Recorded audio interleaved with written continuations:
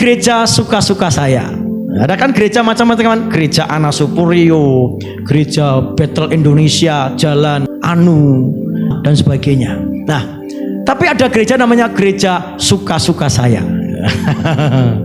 Jadi gereja ini namanya gereja suka-suka saya. Terserah saya dong. Gereja nggak boleh ngatur saya. Saya pengennya gereja ini seperti ini. Saya pengennya gereja ini seperti itu. Nah, jadi jemaat ini masuk gereja suka-suka dia. Padahal kalau nyanyi lagunya apa? Suka-sukamu. Jadi nggak boleh suka-sukanya.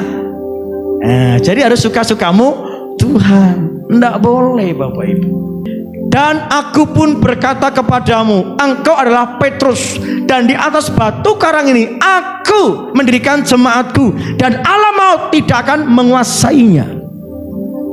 Gereja Tuhan yang mendirikan siapa?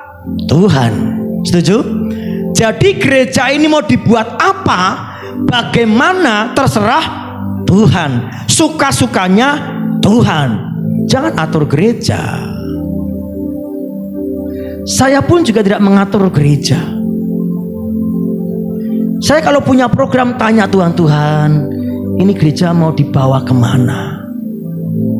Terserah Tuhan. Suka-sukamu Tuhan. Karena jemaat itu, gereja itu yang mendirikan Tuhan. Seharusnya Tuhanlah yang berkuasa di situ. Seharusnya Tuhanlah yang mengatur segala sesuatu di situ. Kalaupun toh pendeta, majelis, koordinator ini itu dan sebagainya memberikan masukan, masukannya harus sesuai dengan firman Tuhan. Bukan muncul dari diri sendiri, ambisi sendiri. Jemaat 10, si A pengennya begini, si B pengennya begini, si C pengen begini, si D pengen begini.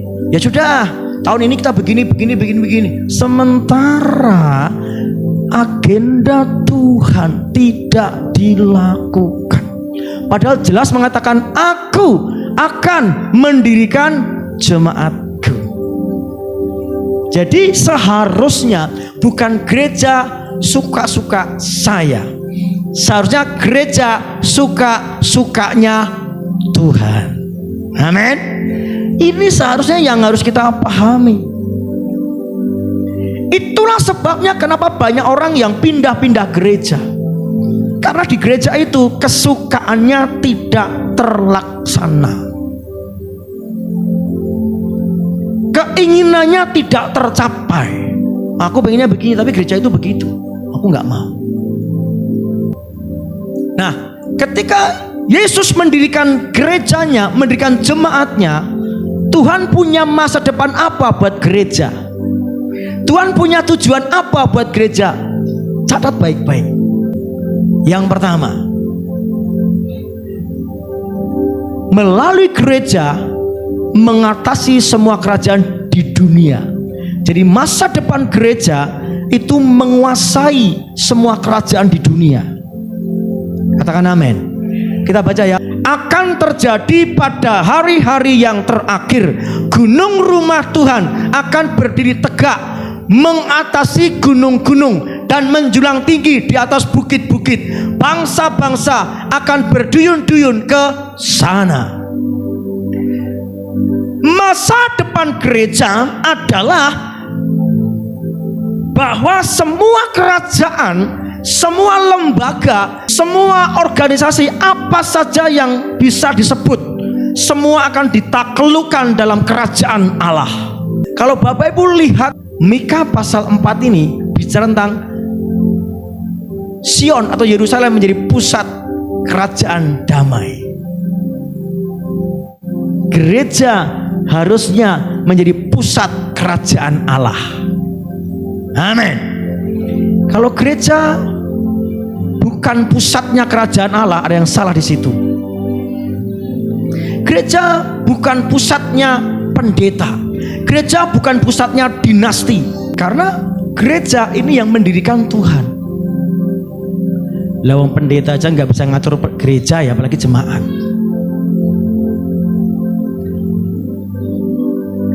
gereja di masa depan itu mengatasi semua kerajaan di dunia ini. Katakan amin. Dunia kedokteran, dunia politik, dunia pemerintahan, kerajaan itu dunia lah ya. Dunia apa saja itu di bawah kerajaan Allah, di bawah gereja Tuhan. Amin. Jadi semua lembaga di muka bumi ini di bawah kuasa gereja Tuhan. Ini masa depan gereja Tuhan. Itulah sebabnya masa depan gereja itu sungguh luar biasa, cemerlang, masa depan yang penuh dengan pengharapan. Singkirkan pikiran kita, masa depan penuh dengan pengharapan itu sukses, berhasil, kaya, diberkati. Bukan itu. Itu bonusnya. Tapi masa depan gereja, masa depan orang percaya adalah seperti ini, mengatasi semua kerajaan di muka bumi ini. Kalau saya ngomong gereja itu bukan gedung. Gereja itu adalah orangnya, kita. Amin. Apa pernah terjadi seperti itu, Pak? Pernah. Bapak Ibu ingat cerita Yusuf? Yusuf itu dia berkuasa atas Mesir, bahkan bangsa-bangsa saat itu. Orang tidak bisa membeli gandum tanpa persetujuan Yusuf. Itulah yang disebut gereja di Perjanjian Lama. Semua harus datang pada Yusuf minta gandum. Semua orang, kerajaan-kerajaan saat itu harus tunduk kepada Yusuf. Amin. Itulah gereja Tuhan. Itulah masa depan gereja Tuhan. Itulah masa depan orang Kristen. Semua harus tunduk pada gereja Tuhan. Tidak bisa tidak. Itulah sebabnya persiapkan diri Bapak Ibu untuk menjadi gereja yang model seperti ini. Amin. Jadi untuk menjadi gereja yang mengatasi semua kerajaan di dunia itu perlu persiapan. Untuk masuki itu ada proses yang harus kita lewati. Tetapi jangan lupakan, nubuatan Tuhan pasti terjadi. Saya yakin sekali, semakin banyak tantangan yang kita hadapi, itu semakin mendekati kemuliaan Tuhan atas hidup kita. Betul? Kita menjadi kepala bukan ekor, naik terus tidak akan turun. Amin. Jadi masa depan gereja itu bukan suka-sukanya saya. Masa depan gereja itu suka-sukanya Tuhan. Dan sukanya Tuhan adalah membawa gereja mengatasi semua kerajaan di dunia. Amin. Siapkan hatimu Bapak Ibu Saudara menjadi gereja yang seperti ini. Maka gereja itu bukan sekedar, sorry saya harus berkata, orang dikunjungi nesu, bukan sekedar itu.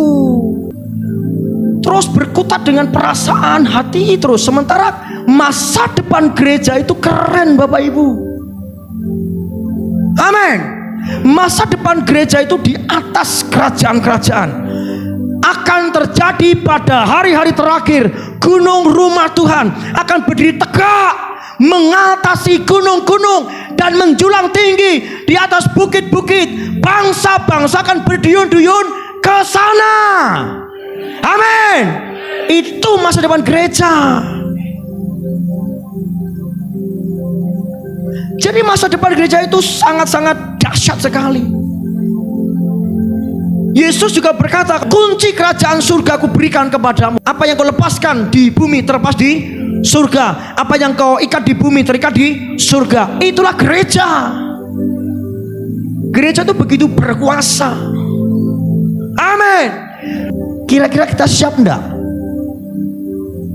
untuk menjadi gereja yang mengatasi semuanya? Kira-kira siap enggak? Hati kita yang menentukan. Kalau hati kita tidak fokus kepada yang remeh-temeh tadi, maka kita siap menjadi gereja yang mengatasi semua kerajaan di dunia. Tapi kalau kita fokus kita ke si A, si B, si C dalam bergereja, kita nggak siap. Pertanyaan saya, fokusmu ke apa sekarang? Kalau fokus kita itu hanya melihat jemaat itu, jemaat ini, programnya begini, programnya begitu, begini, kita belum siap mengatasi semua kerajaan di dunia. Kita hanya bergerak suka-suka saya saja. Kalau itu nggak saya sukai, saya nggak mau. Padahal gereja itu yang mendirikan Tuhan Yesus Kristus. Harusnya suka-sukanya Tuhan. Mari kita bongkar pengertian tentang gereja yang kalau memang itu salah, mari kita bongkar. Oh, berarti kita gereja nggak boleh bergerak di kunjungan ini dan sebagainya, Pak? Bukan tidak boleh, boleh saja. Yang berikutnya, masa depan gereja adalah banyak orang akan mendatanginya. Katakan amin. Akan terjadi pada hari-hari yang terakhir, gunung rumah Tuhan akan berdiri tegak mengatasi gunung-gunung dan menjulang tinggi di atas bukit-bukit. Bangsa-bangsa akan berduyun-duyun ke sana. Bangsa-bangsa akan berduyun-duyun ke sana. Sana itu mana? Saya. Bilang saya. Bukan orang, tetapi apa? Bangsa. Kalau bangsa itu lingkupnya besar. Tuhan menakdirkan kita menjadi gereja yang akan didatangi bangsa-bangsa. Inilah pengertian gereja. Saya mendapati banyak orang Kristen yang memandang gereja, mendefinisikan gereja belum sampai di sini. Ya gereja itu ya nek aku loro ya dikunjungi, nek aku apa-apa ya digadekke. Itu semua berpusat kepada suka-suka saya. Padahal gereja didirikan oleh Tuhan. Amin. Banyak dikatakan bangsa-bangsa akan berduyun-duyun ke sana. Kemana? Ke gereja. Saya bertanya, siapkah ketika orang-orang datang kepadamu? Mereka punya masalah, pergumulan, sakit hati, kepahitan, datang kepadamu. Siapkah engkau menjadi jawaban atas mereka? Karena suatu hari tanpa kita sangka, tanpa kita duga, semua akan berduyun-duyun datang kepada kita, datang kepadamu Bapak Ibu, untuk minta arahan, untuk minta solusi, untuk minta doa, untuk minta kesembuhan, untuk minta pemulihan. Karena di luar sana banyak orang yang sedang mengalami hal seperti itu. Amin. Nah, gereja Tuhan didirikan untuk melepaskan, menyembuhkan, memulihkan, melakukan banyak terobosan demi terobosan. Itulah masa depan gereja. Maafkan saya harus ngomong gini. Ketika kita masih dalam emosi yang tak terkendali, kita sendiri sedang bermasalah, orang datang kepada kita, Pak, saya sedang punya masalah, tolonglah saya. Apa jawaban kita? Aku dewe yang di masalah. Nah, pertanyaan saya, siapkah Bapak Ibu didatangi orang yang bermasalah? Itulah sebabnya kita harus mengatasi masalah. Itulah sebabnya kita harus memberesi masalah. Itulah sebabnya kita harus menyelesaikan masalah. Dengan kita memberesi masalah, menyelesaikan masalah, ketika orang bermasalah datang kepada kita, kita akan bisa menyelesaikan masalah orang itu. Orang berduyun-duyun datang dengan masalah. Orang datang berduyun-duyun dengan pergumulan, tantangan, kesulitan. Kita bisa menyelesaikannya. Kenapa? Karena kita sudah beres dengan diri kita sendiri. Siapkah Bapak Ibu Saudara? Itulah sebabnya beresi hati kita. Itulah sebabnya mari selesaikan hidup kita. Kita tidak bisa membereskan orang lain kalau kita sendiri belum beres dengan diri kita sendiri. Kita tidak bisa menyelesaikan masalah orang lain kalau kita sendiri belum selesai dengan masalah kita. Nah, gereja Tuhan di masa depan itu dimaksudkan Tuhan untuk menggembala bangsa-bangsa. Amin. Menggembala itu artinya apa? Momong, ngengon, memelihara. Nggak usah kita ngomong bangsa-bangsa. Tuhan mau supaya semen ini dalam pamomong kita. Tuhan mau supaya semen ini dalam pemeliharaan kita. Amin. Nggak usah panjang lebar bangsa-bangsa. Tuhan mau supaya melalui hidup Bapak Ibu sekalian, semen ini mengalami damai sejahtera. Itulah gereja yang sesungguhnya. Itulah masa depan gereja. Bukan suka-suka saya. Aku nggak suka begini, aku nggak suka gitu, mundur, keluar. Nah, mari kita cek. Selama ini kita bergereja ini suka-suka siapa? Kita bergereja ini mengejar kepentingan siapa? Ya nek neng gereja ora ono untunge gua, aku ya ngopo aku neng gereja. Orang model begini ke gereja suka-sukanya saya. Ane pendapatku ora ditompo ya ngopo aku neng gereja kono. Banyak orang akan mendatangi kita loh, siap-siap. Amin. Siap atau tidak, orang-orang ini akan mendatangi kita. Amin. Pertanyaan saya, sekarang ini, detik ini, ketika orang datang kepada kita, datang kepada Bapak Ibu sekalian, siapkah engkau? Mereka punya masalah utang piutang. Pak, Bapak kan Kristen, Bapak kan ngerti firman Tuhan. Gimana Pak? Saya punya utang ini. Orang Kristen ini sendiri yang datangi, aku dewe yang dia utang ya. Artinya kita belum beres. Mas, aku lagi putus pacar ini. Aduh, iku kacau karena balonku tinggal 4. Gimana Mas, tolong kasih solusi. Aku sendiri juga ini tak baca WA-nya, dia mutuskan saya. Kita belum siap. Amin. Mari kita menjadi gereja yang siap.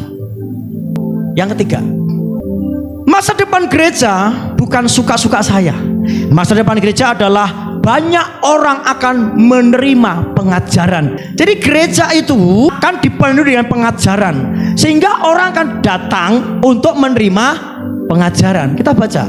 Dan banyak suku bangsa akan pergi serta berkata, mari kita naik ke gunung Tuhan, ke rumah Allah Yakub, supaya Ia mengajar kita tentang jalan-jalannya dan supaya kita berjalan menempuhnya. Sebab dari Sion akan keluar pengajaran dan firman Tuhan dari Yerusalem. Amin. Yerusalem itu ibu kota Israel. Israel itu umat pilihan Tuhan, dan kitalah umat pilihan Tuhan. Artinya di Yerusalem, di Israel, di kita harus ada pengajaran, harus ada firman Tuhan. Karena mendatangi kita itu pengen dengar firman Tuhan. Dari gereja Tuhan keluar firman Tuhan. Dari orang Kristen harusnya mulutnya keluar firman Tuhan. Dari orang Kristen pikirannya harusnya penuh dengan firman Tuhan. Dari orang Kristen harusnya hatinya penuh dengan firman Tuhan. Harus itu. Pertanyaan saya, apa yang memenuhi pikiran kita? Apa yang memenuhi hati kita? Apa yang keluar dari mulut kita? Sebab dari Sion akan keluar pengajaran. Seharusnya pengajaran keluar dari mulut kita. Seharusnya firman Tuhan keluar dari mulut kita. Seharusnya apa yang kita ucapkan, apa yang kita pikirkan, apa yang timbul dalam hati kita adalah firman Tuhan. Itu harus. Itu masa depan gereja. Pak, lah kalau saya belum seperti itu bagaimana Pak? Harus seperti itu. Karena ini masa depan gereja. Amin. Ini masa depan gereja. Gereja itu bukan suka-sukanya saya, tapi sukanya Tuhan. Ini loh kesukaan Tuhan. Apa kesukaan Tuhan? Kesukaan Tuhan adalah dari mulut kita keluar pengajaran. Apa kesukaan Tuhan? Kesukaan Tuhan adalah dari hati kita timbul firman Tuhan. Dari pikiran kita penuh dengan firman Tuhan. Saya bertanya, ketika ngobrol dengan teman-teman segereja, apa yang keluar dari mulut Bapak Ibu sekalian? Ketika kita ketemu dengan orang di bis, ketika ketemu orang di jalan, ketemu orang dimanapun kita berada, apa yang keluar dari mulut kita? Seharusnya apa? Firman Tuhan. Mari Bapak Ibu, kita menggenapi firman Tuhan ini, menjadi gereja yang suka-sukanya Tuhan. Beresi hidup kita. Saya belajar untuk ketemu dengan siapa saja, itu keluar firman. Karena apa? Itulah masa depan gereja. Nah, anehnya masih banyak orang Kristen yang mulutnya tidak keluar firman Tuhan. Masih banyak orang Kristen yang hatinya tidak dipenuhi dengan firman. Masih banyak orang Kristen yang pikirannya sama sekali nggak ada firman. Padahal Tuhan menghendaki gereja itu penuh dengan firman Tuhan. Itulah perlunya baca firman, renungkan firman, deklarasikan firman, imajinasikan firman. Jadi mari kita serius menyikapi, mendefinisikan, memberi pengertian tentang gereja. Saya harap dengan firman Tuhan ini Bapak Ibu ngerti gereja itu apa. Yesus berkata, robohkan bait suci ini, dalam 3 hari aku akan membangunnya kembali. Itu bicara tentang gereja. Gereja itu bukan bangunan, gereja itu bukan tempat, tapi gereja itu adalah kita. Amin. Kalaupun toh gereja tempat penyembahan, ya boleh enggak apa-apa. Tapi pertanyaan saya, setiap hari adakah penyembahan yang keluar dari mulut kita? Adakah kehidupan kita yang menunjukkan bahwa kita menyembah Tuhan? Gereja bukan tempat. Gereja adalah kita, saya. Jadi kalaupun toh orang tidak datang ke tempat ini, kalaupun toh orang tidak datang ke gereja ini, kitalah yang datang ke orang itu. Kitalah sebagai gereja datang ke orang itu. Kalaupun toh, saya ulangi, kalaupun toh orang tidak datang ke gereja ini, kitalah yang seharusnya sebagai gereja mendatangi orang itu. Inilah fungsi gereja di masa depan. Bapak Ibu, kalau berpikir gereja itu tempat, maka kita ke gereja cuman hari Minggu. Tapi kalau gereja itu saya, maka kita adalah setiap hari adalah gereja bait Allah. Dimanapun kita berada, kita menyatakan, mengejawantakan gereja. Mari kita memahami definisi gereja yang benar.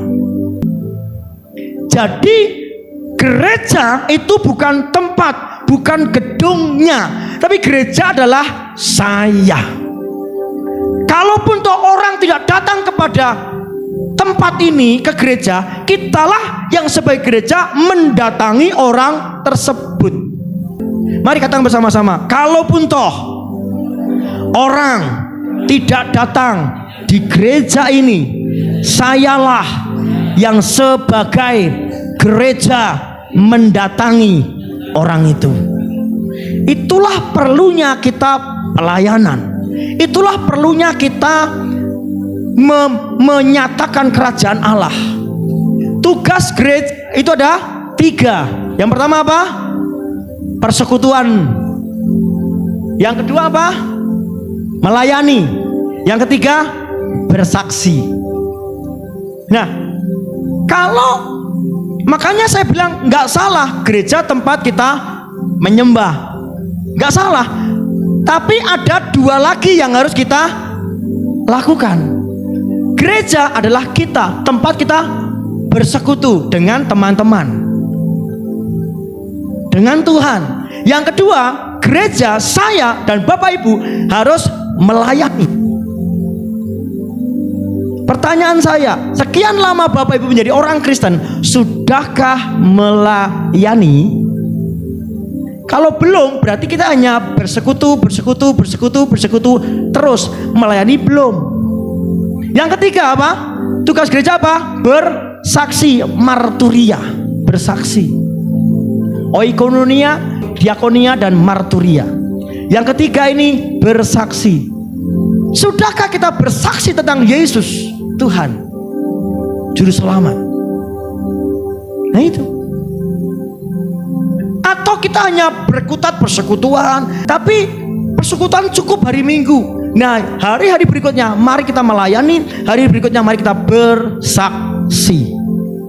Nah, healing room adalah program untuk kita selain bersekutu ada di sana, melayani di sana, bersaksi ada tercakup semuanya.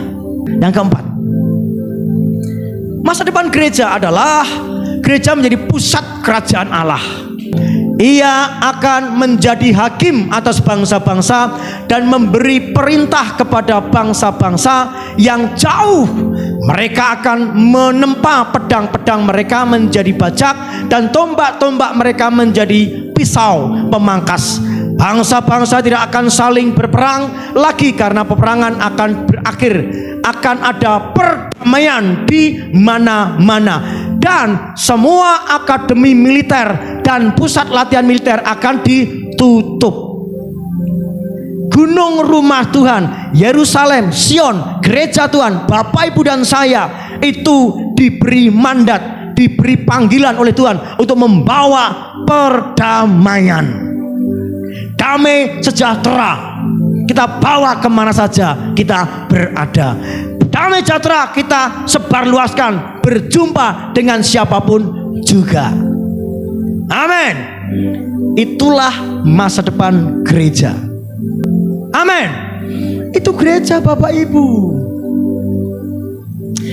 Gereja bukan sekedar kumpul-kumpul, persekutuan dan sebagainya, bukan. Tapi ada sesuatu yang terjadi di sana. Gereja, orang Kristen menjadi pusat kerajaan Allah. Amin. Pusat kerajaan Allah di muka bumi itu sudah diberikan kepada kita. Ini sebuah penghargaan, sesuatu yang sangat luar biasa yang Tuhan berikan kepada kita. Kepercayaan yang sangat istimewa diberikan kepada kita. Kita bukan siapa-siapa, bahkan kita orang berdosa, tapi Tuhan mempercayakan kerajaannya ada dalam hidup kita. Amin. Itulah gereja. Tuhan ketika itu mempercayakan Adam dan Hawa untuk menguasai Eden. Jadi pusat kerajaan Allah itu ada di Adam kala itu. Pusat kerajaan Allah di bumi ada di dalam Adam. Tetapi Adam berdosa. Betul ya? Akhirnya kerajaan Allah kembali dalam diri Allah. Sekian lama, sekian tahun Tuhan tidak menemukan orang yang bisa memanifestasikan, mengejowantakan kerajaan Allah. Akhirnya Tuhan sendiri turun, ya, menjadi manusia. Firman Allah yang menjadi manusia bernama Yesus. Disitulah kerajaan Allah nyata. Amin. Kerajaan Allah yang pernah hilang dalam diri Adam sekarang muncul dalam diri Yesus. Nah, Yesus mendirikan gerejanya. Sekarang kerajaan Allah itu terejawantah nyata melalui gereja. Orang percaya.